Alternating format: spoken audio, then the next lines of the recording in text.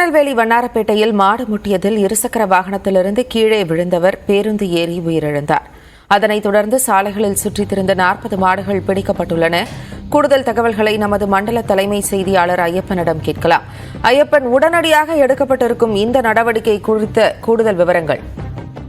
அதாவது நெல்லை பேட்டை பகுதியைச் சேர்ந்தவர் நீதிமன்ற ஊழியர் வேலாயுதராஜ். இவர் நேற்றைய தினம் வண்ணாரப்பேட்டை பகுதியில் இருசக்கர வாகனத்தில் சென்று கொண்டிருந்த போது இரு மாடுகள் முட்டி அவரை இருசக்கர வாகனத்தோடு பேருந்துக்குள் தள்ளியது. அவர் சம்பவ இடத்தில் உயிரிழந்தார். இது தொடர்பாக போக்குவரத்து புலனாய்வுத்துறையினர் விசாரணை நடத்தி வரும் நிலையில் இன்று மாநகராட்சி ஆணையாளர் உத்தரவுப்படி, அதாவது நெல்லை மாநகராட்சி பகுதிகளில் உள்ள கேட்பாளட்டு சுற்றித்திரிய மாடுகளை பிடிக்க உத்தரவிட்டிருந்தார். அதன்படி 4 மண்டலங்களிலும் மாநகராட்சி ஊழியர்கள் மாடுகளை பிடிக்கும் பணியில் ஈடுபட்டனர். சுமார் 40க்கும் மேற்பட்ட மாடுகளை தற்போது மாநகராட்சி ஊழியர்களால் பிடிக்கப்பட்டு உரிமையாளர்களை பற்றி விசாரணையில் உரிமையாளர்கள் கண்டுபிடிக்கப்பட்டு அவர்கள் மீது கடுமையான நடவடிக்கை எடுக்கப்பட தெரிகிறது. விவரங்களை வழங்கியதற்கு நன்றி ஐயப்பன்.